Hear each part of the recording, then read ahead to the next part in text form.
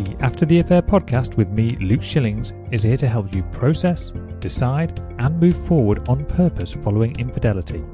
Together, we'll explore what's required to rebuild trust not only in yourself, but also with others.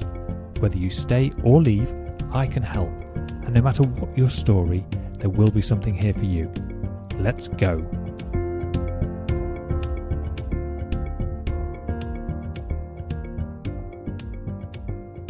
Hello and welcome back to the After the Affair podcast. I'm your host, Luke Shillings, and today you're listening to episode number 197.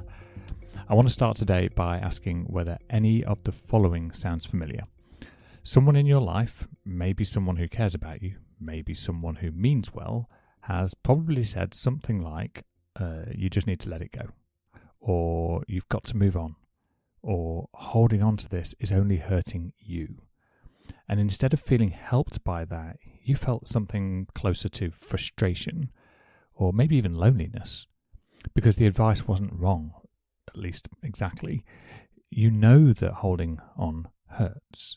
You know that moving forward would be better. You know all of that. But knowing it and being able to do it are completely different things. And what I think hurts most about this idea of just let it go, isn't that it's wrong, is that it makes the whole thing sound like a decision. Like you could simply just choose to release it if you wanted to badly enough. And I'm pretty confident that you have wanted to, and I'm fairly confident that you've tried. You've probably told yourself more times than you can count that today is the day you let it go. Today you stop turning it over in your mind. Today you stop carrying the weight of it. Today you move forward.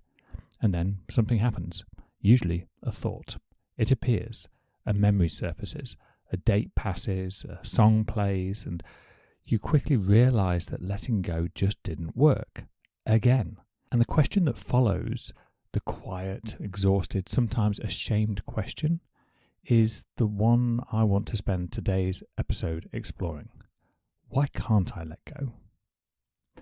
Now, before we can answer that question honestly, I think we need to examine something that almost nobody stops to examine.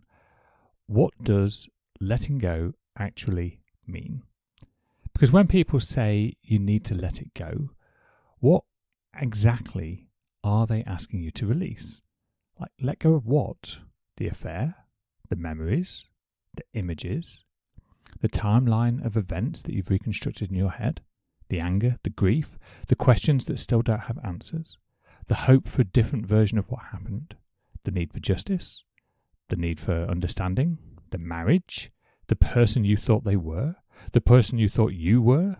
The future? Because most people are told to let it go, have never actually defined what it is they're holding on to. They just know they can't seem to release it. And because nobody has asked them to specify, they spend a huge amounts of energy trying to release everything at once, the whole painful mass of it, and they wonder why it feels impossible. It's like being told to put down a bag without being told what's inside it. Some of those things can be put down relatively quickly. Others take months. Some take years. And some things you're carrying aren't the affair at all. They just arrived with it. And this is why let it go is such unhelpful advice. Not because the sentiment is wrong, but because it treats the whole experience as a single thing that can be released in a single act. And that's just not how grief works. That's not how loss works. And make no mistake, what we're talking about today is loss. Here's the thing I want to sit with for a while, because I think this is the centre of everything.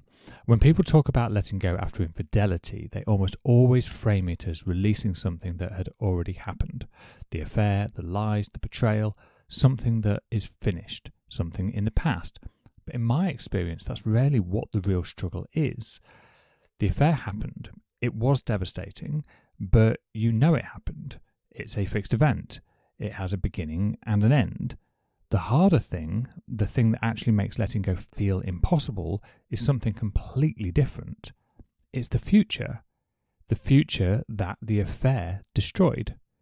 Not the affair itself, the future that you believed you were going to have. The retirement together, the growing old together, the family holidays, the travelling, the traditions, the shared dreams that you built over months or years or, in many cases, decades. The version of your life that you had, in quiet ways, already begun to inhabit in your imagination. The home you were going to renovate, the plans you'd made together, the milestones ahead of you that you had always assumed would just look a certain way, the person you thought you were going to walk through life with. The affair didn't just damage what has already happened, it stole what was going to happen. And that is what you're actually trying to let go of, not the event, but the imagined future that the event destroyed. And when you understand that, something important shifts. Because releasing an event is one kind of work. Releasing an entire imagined future is something else. It's a form of grief so deep and so layered that most people don't even recognize it for what it is. They call it not being able to move on. They call it holding on to the affair. They call it being stuck. But it isn't really any of those things. It's grief. Specific, legitimate, enormous grief. For a future that was very real to you, that you had invested in, that you believed in, that is no longer available. And you cannot release a future you haven't first allowed yourself to grieve. You can try, but it'll keep coming back, because grief doesn't go away when you ignore it. Like most emotions, it turns out. It waits, and it keeps presenting itself until it's been acknowledged.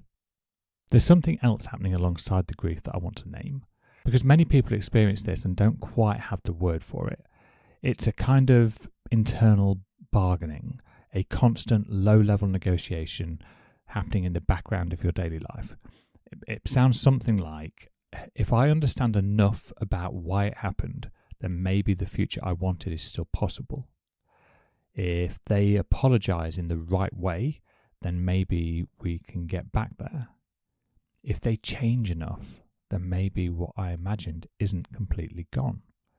If I wait long enough, then maybe everything settles back into the version of the relationship I thought I had. This negotiation can go on for months, sometimes years, and it looks from the outside like an inability to let go. But from the inside, it feels like hope, and it is a form of hope, but a very specific kind. It's hope aimed at recovering the future, the imagined future that the affair destroyed. The brain keeps running the numbers, keeps adjusting the variables, keeps searching for the combination of circumstances that would allow the original plan to remain intact. If they become the person I need them to be, if this is explained to my satisfaction, if enough time passes, maybe the future I pictured is still there, waiting. And this is why simply telling someone to let it go just doesn't work. Because the brain isn't holding on to the past. The brain is negotiating for the future. And until the person is willing or able to acknowledge that the original future is genuinely gone, the negotiation doesn't stop. It can't, because the mind rightly refuses to give up on something it hasn't yet grieved. The negotiation is the mind's way of postponing grief, keeping one foot inside the possibility that things could go back to the way they were supposed to be. And that postponement is entirely understandable. Because what lies on the other side of accepting the future is gone is the grief, the real thing, the full weight of it. And most people will do an astronomical amount of unconscious work to avoid feeling that. There's another layer underneath all of this that I also want to address, because I hear it often through the people I work with, sometimes stated clearly, more often it's just implied. And it goes something like this: if I stop hurting, it means what they did wasn't that bad. Or if I stop thinking about it, I'm letting them off the hook. Or if I move forward, it means I've accepted what happened. Or probably most painfully, if I heal, I'm betraying my own pain.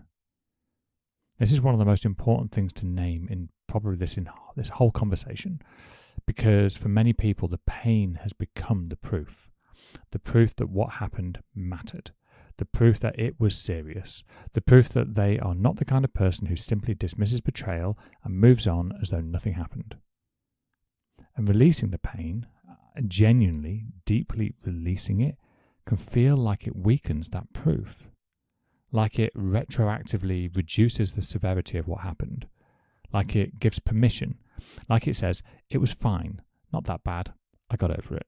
And for many people, the thought of appearing to have just got over it feels like a form of self-betrayal, like they'd abandoned the version of themselves who was hurt, like they'd been dismissing the reality of what they went through.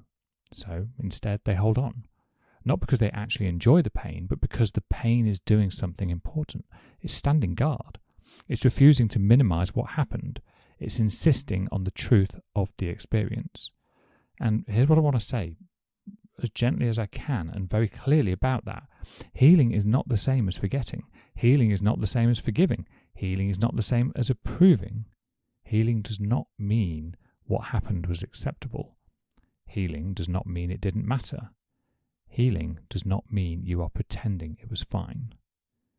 Healing simply means that you are no longer allowing something that already happened to determine the quality of your experience today. The pain served a purpose. It told you the truth about what this cost you, and it will always have told that truth. Nothing about healing changes what happened. Nothing about moving forward rewrites the past. You can heal completely and still know exactly how wrong it was. I'm confident about that because that's how I feel. Healed completely and knowing that the choices that my partner made were wrong. And that's okay. You too can release the daily weight of it and still hold the full understanding of what it cost you. They are not contradictions. In fact, it's actually just what recovery looks like. But none of that can land properly until the fear of letting go is named, until you can look at the part of you that is holding on and say, I see what you're doing, and I understand why, and it's okay. Because that part of you isn't wrong. It's just been doing the only job it knew how to. I want to offer a distinction here that I think matters. Because when people say they can't let go, they usually mean they can't let go of the pain, the emotional weight of it, the feeling of it. And while the pain is certainly part of what they're carrying, I don't think it's the deepest part. I think what people are most desperately holding on to is the meaning the affair created. And meaning, unlike pain, is invisible. You can sometimes work through pain. You can discharge it. You can sit with it and allow it and process it. But meaning isn't a feeling. Meaning is a set of beliefs, a set of conclusions about who you are, who they are, and what life is. And those conclusions changed when the affair happened. Who I thought they were became something different. Who I thought I was became uncertain. What I thought our relationship was, all of a sudden, it's a question. What I believed about my future became unclear. And those shifts in meaning are the invisible architecture of why letting go feels so hard. Because it isn't just pain that you'd be releasing, it's the whole story you built around that reality. The story that said, this is who I am, this is who they are, this is what we have, and this is where we're going. The affair didn't just hurt you, it rewrote the story. And when the story changes that fundamentally, the mind spends a huge, enormous amount of energy trying to figure out what story to believe instead. And until a new story is available, a new understanding of who you are and what your life means and what is possible, the mind keeps returning to the old one. Not because the old story was accurate, but because it was familiar. Because the mind knows how to navigate it. Because living inside an old story, even a painful one, is easier than building a new one from scratch. This is why people often find that letting go has less to do with the affair and more to do with identity. Who am I now? What does this say about me? What is true about my life? What can I believe? Those are not questions about the affair. Those are questions about meaning. And they are, quietly, the real work of recovery. So, I want to be as specific as I can about this, because letting go has been romanticised in ways that make it feel like a dramatic, singular event, a moment of release, a turning point, a decision that lands and sticks. And for most people, it's just nothing like that. So let me tell you what it tends to actually look like. It doesn't look like forgetting. The memories remain. The knowledge of what happened remains. The impact of it remains. Letting go doesn't erase any of that. It doesn't look like forgiving, at least not necessarily. Forgiveness may come in time for some people, but letting go doesn't require it. You can release the daily weight of an affair without forgiving the person who caused it. Those are separate journeys. It doesn't look like pretending. We're not pretending that it was fine. We're not pretending it didn't matter. We're not performing a piece you don't actually feel. And it doesn't look like getting over it. A phrase I'd rather retire altogether, quite frankly. You don't get over something this significant.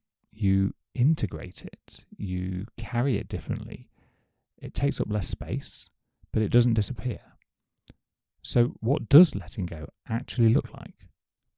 I think the most honest description that I can offer is letting go is the moment when you no longer need reality to have been different before you can start building again. I'll say that again. You no longer need reality to have been different before you can start building again. Not that the affair was okay, not that it didn't hurt, not that it shouldn't have happened, but that you are no longer putting your life on hold waiting for a different version of the past to magically appear. That you are no longer in negotiation with what has already happened. That you have gradually, probably somewhat incompletely and imperfectly, begun to accept the reality of what is. Not because it's fair, but because you've decided to build your life from this reality rather than another one that isn't coming. And that's a quiet shift. It doesn't arrive in a moment. It arrives slowly, in degrees. On a Tuesday when you notice the weight is just a little bit lighter. On a morning when your first thought isn't about the affair. On a day when you make a decision about your own life without mentally checking how it relates to the betrayal. Small, unremarkable moments of forward motion.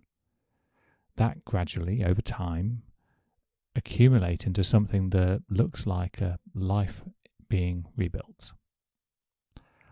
Maybe letting go isn't about releasing the affair. Maybe it's about releasing the version of your future that no longer exists.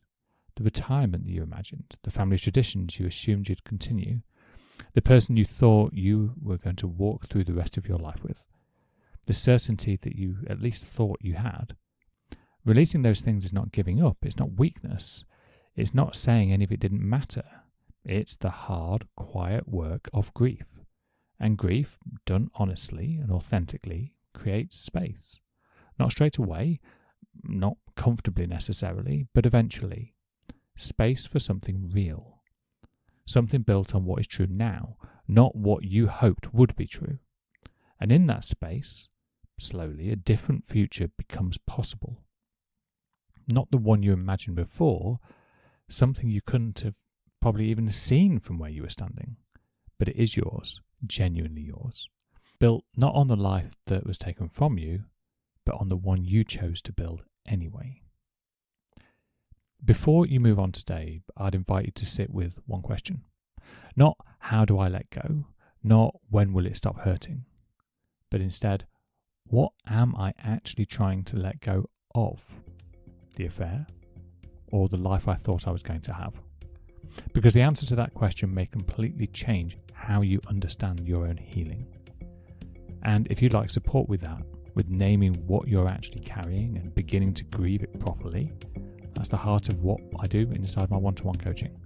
And if you'd like to find out more about that, you can contact me at lifecoachluke.com or email me directly at luke@lifecoachluke.com.